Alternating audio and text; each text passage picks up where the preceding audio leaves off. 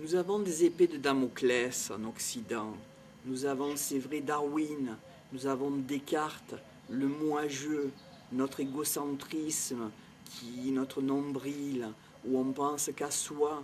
Mais il faut éventuellement voir autre chose. Par exemple, autrui est important. Être est important.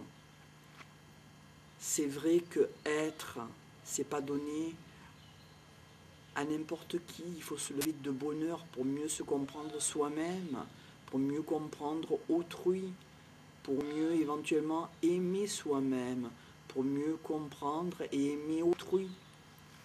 Plus je te connais, plus je t'aime. Plus je t'aime, plus je te connais, dirait-on. Mais c'est vrai que être, c'est important. S'écarter du monde du spectacle. En Occident, nous voulons paraître. Nous voulons avoir une catégorie sociale importante pour paraître, en fait, c'est un leurre. C'est pas la peine de paraître.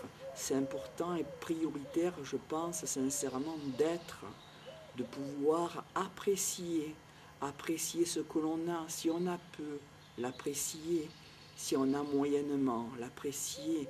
Si on a plus, l'apprécier. Mais c'est vrai que nous sommes de passage et c'est important d'en prendre conscience. On est là, pas pour l'éternité. On est là pour un bref temps. Le temps va vite, si on peut se permettre cette expression. C'est vrai qu'on est là en passage. On est là à un temps limité. Nous sommes mortels. C'est important d'en prendre conscience de cette définitude, de cette façon d'être défini. On est, on évolue et un jour on meurt. C'est important d'en prendre conscience. C'est vrai que la philosophie nous aide à voir chaque jour de ce temps d'une façon précieuse. Le temps est précieux.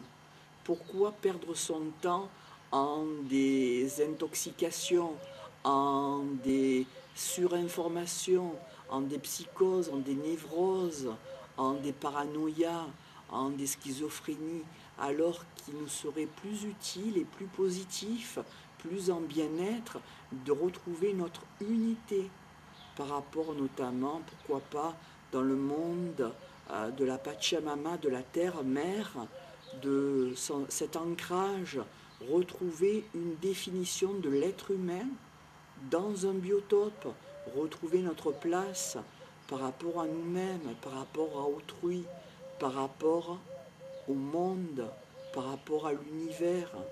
Je pense que c'est important de retrouver des repères et des repères qualitatifs de cet ordre qui sont de l'unité, qui sont, c'est vrai, de la maturité, qui sont sûrement de l'ordre du bien-être et du raisonnable, comme de l'esprit et voire aussi du spirituel. Pourquoi avoir des contraintes? Pourquoi avoir des règles? Pourquoi se les imposer? Pourquoi fixer des barres trop hautes alors qu'il ne nous est rien demandé? On ne le demande pas, tout simplement. On ne demande rien du tout. Alors pourquoi pas un jour être heureux? Pourquoi pas un jour être soi-même, tout simplement? Voilà. Donner la chance à autrui, c'est important. Ne pas tout faire, c'est important. De laisser des morceaux vierges derrière soi, des morceaux vierges, pour ceux qui souhaiteront continuer un jour. Nous sommes de passage, c'est important d'en prendre conscience. À nous peut-être aussi de nous distinguer et de laisser quelque chose de bon, de bien, peut-être du juste. C'est peut-être le futur qui nous le dira.